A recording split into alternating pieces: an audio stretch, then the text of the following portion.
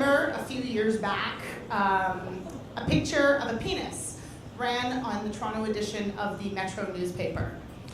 Well, I'm the woman behind that penis. Literally, I was behind the photographer, jumping up and down. I was a reporter at the time, still am, and the event was the Peterborough Santa Claus Parade in 2009.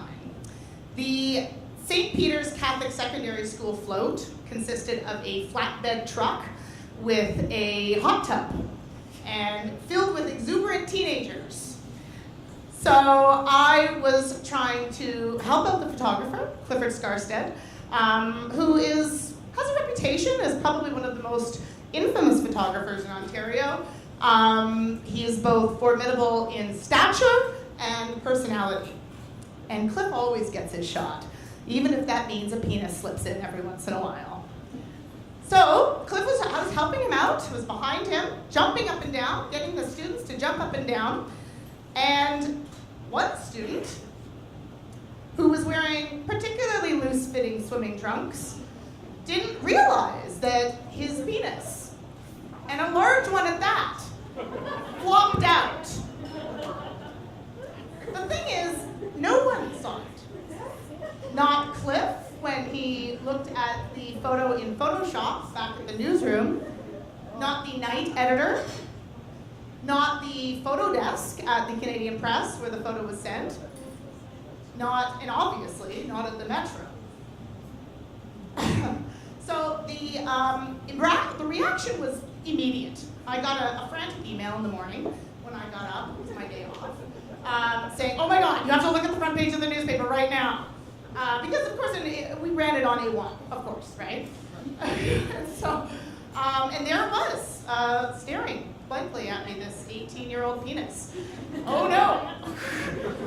Of course, it was hilarious. And the next email I got was from my editor, who had already instructed circulation to go to every single store in Peterborough and remove that newspaper from the shelves. I swear to God, that's what happened. And I love to think about how that conversation might have gone with the circulation department staffers. Sorry, we need to take this newspaper back. We got the news wrong. So the newsroom was buzzing the next day when I went into work. The newsroom was buzzing with talk of the penis. The phone was ringing off the hook. Everybody was talking about it. Cliff wandered in, looking very dejected. His usual bravado was gone, and you could see the fear and embarrassment on his face. He lumbered slowly into the editor's office and shut the door. We speculated excitedly what might happen. Would he get fired for this? Because what a thing to get fired for. Sorry, I took a picture of a penis and ran it on the cover of a newspaper. He didn't. But the news circulated around Peterborough quite fast. The student in question, actually, thought this was wonderful. And he was a hero. He was an 18-year-old strapping young man. Probably had no problem getting a date after that. It became known in Peterborough as the Peterborough Peter. And it was talked about for months afterwards, and I was asked about it everywhere I went. By now, the story had gone international. And it was picked up, it was wrote about by Blog.to here in Toronto. That was mocking Metro. Then it was picked up by Torontoist, and they did a story. And it was picked up by Gawker.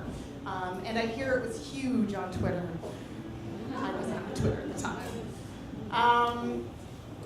So 2 years ago, I took a job, my dream job at Extra. And I'm now writing for Extra here in Toronto, Canada's Gay and Lesbian News.